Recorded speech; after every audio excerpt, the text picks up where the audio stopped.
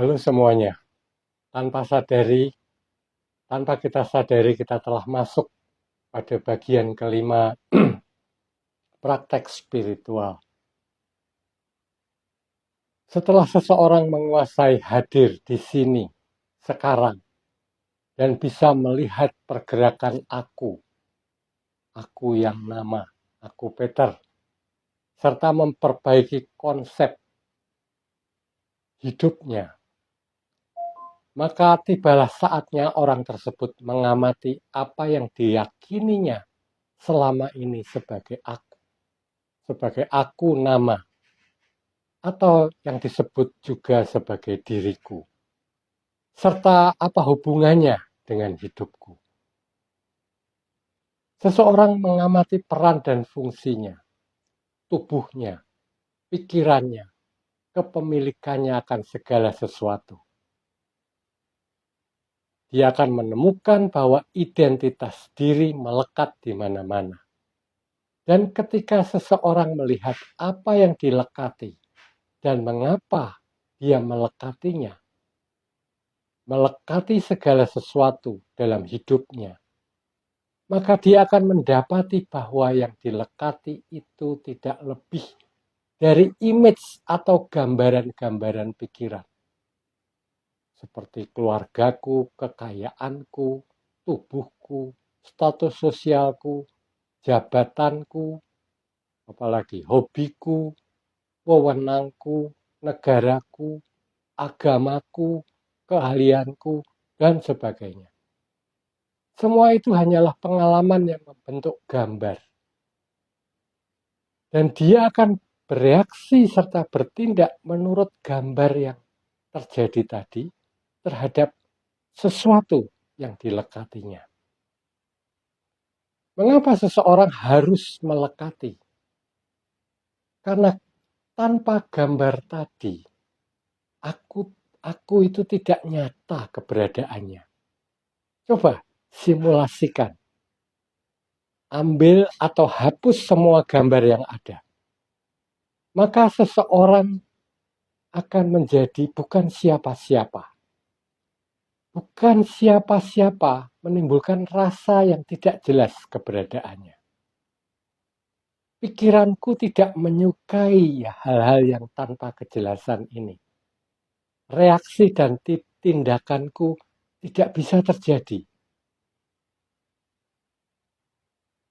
Saya jadi mengerti bahwa semua itu diperlukan agar hidup ini bisa mengalir sebagai gerakan. Dengan adanya kejelasan status tadi, artinya masih ada hidup. Jadi gambar-gambar tadi diperlukan untuk mempertahankan gerak atau hidup. Jadi jelas sekarang ketika seseorang kehilangan gambaran karena seseorang itu bercerai, ditinggal mati, dipecat, pensiun, lumpuh, seseorang akan menjadi kacau dan tidak bersemangat karena kehilangan sebagian dari hidupnya. Karena ternyata yang menjadikan aku nyata tadi hanyalah image atau gambaran pikiran tentang pengalaman yang tentunya sudah terjadi dan milik masa lampau. Maka pada saat ini kenyataan diri menjadi tidak ada. Karena image tadi milik masa lampau. Seseorang akan melihat lagi apa yang tinggal saat ini. Tentu saja yang ada hanyalah aku tanpa image, tanpa gambaran. Atau dengan kata lain, aku yang gak jelas. Selain aku yang gak jelas tadi, seseorang juga menyadari ternyata ada juga aku-aku lain yang gak jelas. Yang jumlahnya sama dengan jumlah manusia saat ini. Karena itu adalah pikiran manusia. Pikiran manusia adalah kesadaran yang memisahkan diri menjadi diriku dan diri-diri yang lainnya yang menjalani aktivitas dan bergerak, atau dengan kata lain menjalankan aktivitas kehidupannya masing-masing. Sepertinya pikiran kita tadi terpisah, tapi kenyataannya tidak. Pikiran tadi tetap dalam satu network yang saling berhubungan. Network tadi merupakan pikiran semesta. Hal ini menyebabkan apa yang Anda pikirkan, Anda rasakan, akan menggerakkan pikiran orang lain yang terkait. Ini membuktikan bahwa manusia itu terhubung antara satu dan lainnya. Keterhubungan ini menyebabkan kehidupan-kehidupan yang kecil ini menggerakkan hidup semesta. Jadi setelah kita mengetahui ini, kita sadar bahwa kita ini bagian dari network, dari suatu sistem yang besar. Pikiran kita ini adalah bagian kecilnya. Gerakan dari network tadi tergantung dari input atau gerakan dari bagian-bagian tadi. Karena bagian-bagian tadi saling menggerakkan, sehingga terjadilah gerakan yang dinamis. Kita bisa tahu bahwa selama ini banyak keinginanku yang gagal, kehidupanku yang gagal. Mengapa ini terjadi? Setelah kita mengamati bahwa ternyata aku ini hanyalah bagian, maka bagianku hanyalah memberikan input tentang yang ada pada bagianku. Namun kenyataannya yang sering terjadi dalam kehidupan ini, bahwa kita sering mengganggu, atau kalau istilahnya ngerecokin bagian-bagian yang lain. Sehingga sistem ini tidak bisa bekerja sebagaimana mestinya. Input yang salah, terlalu mau mengatur orang lain, ingin mengerti tentang orang lain, itu adalah bukan suatu kerja network. Hal ini terjadi karena seseorang tidak mengetahui bahwa dirinya hanyalah bagian dari network. Sehingga apa yang menjadi input dari bagian tersebut itu sudah cukup. Dia menginput atau menginginkan kehidupan yang seperti apa. Maka ini prosesnya akan bekerja sendiri. Tanpa bagian tadi harus ikut campur dalam prosesnya. Cukup menginput, proses ini akan bekerja. Direspon oleh bagian-bagian yang lain, terjadilah suatu gerakan yang dinamis, yang harmonis, yang menghasilkan sesuatu yang baik. Manusia tidak seperti itu. Dia selalu ingin mengatur semuanya sehingga hidupnya menjadi baik. Anda bisa bayangkan sebuah bunga. Apabila hanya satu kelopak atau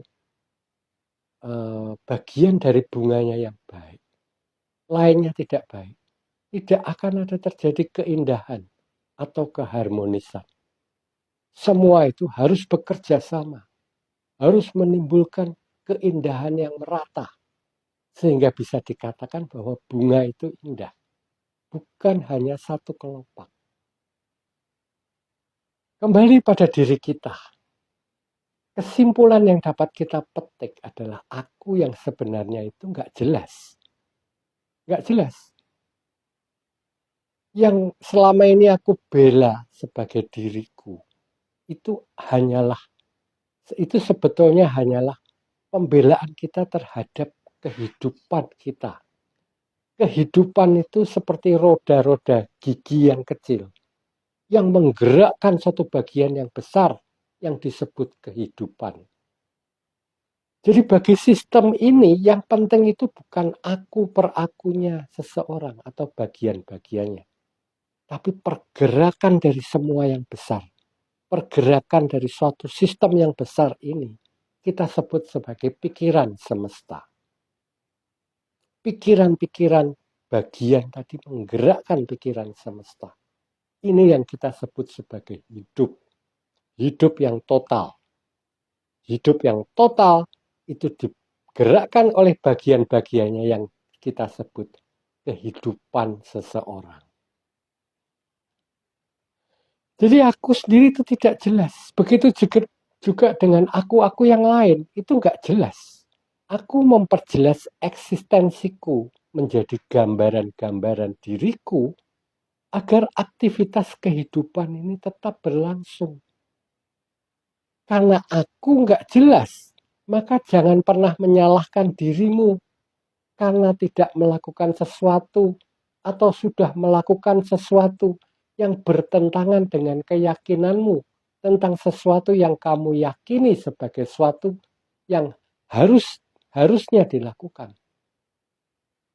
Begitu juga terhadap orang lain, mereka itu adalah pikiran yang statusnya nggak jelas, yang merupakan bagian dari network pikiran semesta yang digerakkan oleh network tadi. Semua yang dilakukan itu hanya menjaga agar aktivitas kehidupannya tetap ada. Reaksi dan tindakannya sering tidak bisa ditolerir oleh orang lain, bahkan sulit untuk dimaafkan. Mengerti kenyataan bahwa orang lain itu tadi hanya digerakkan oleh network, maka rasa marah kita akan hilang dan kita bisa memaafkan. Pengertian bahwa aku hanyalah gambaran. Gambaran-gambaran pikiran masa lalu yang dilekati oleh identitas diri. Maka keyakinan bahwa aku adalah sesuatu yang terpisah menjadi hilang. Digantikan oleh aku adalah bagian dari network pikiran semesta yang saling menggerakkan pikiran-pikiran satu dan yang lainnya. Dengan demikian seseorang dapat menerima semua kondisi yang muncul. Karena menyadari bahwa kondisi, gerakan pikiran itu adalah gerakan pikiran semesta. Selain itu, dia juga akan leluasa menciptakan gerakan-gerakan kehidupannya tanpa merasa bahwa ia yang mewujudkan segala sesuatu yang dimilikinya. Sesuatu yang diwujudkan itu bukan milik dirinya pribadi, melainkan hasil dari pikiran semesta. Sehingga apapun yang terjadi, kondisi yang terjadi, tidak perlu disesali.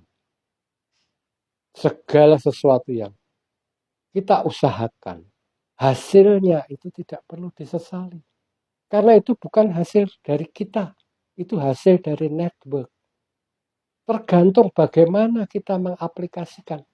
Apakah kita hanya memberi input tentang apa yang akan kita usahakan dan kita bekerja, tanpa mencampuri wilayah-wilayah lain, tanpa mencampuri prosesnya.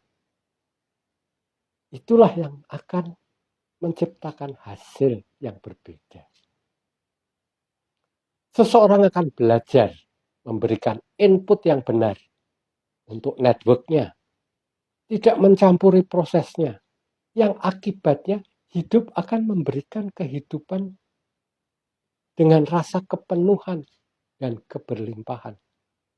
Karena tanpa campur tangan manusia, tanpa campur tangan aku yang gak jelas tadi, maka prosesnya akan menjadi sempurna. Dan hasilnya adalah keindahan itu sendiri.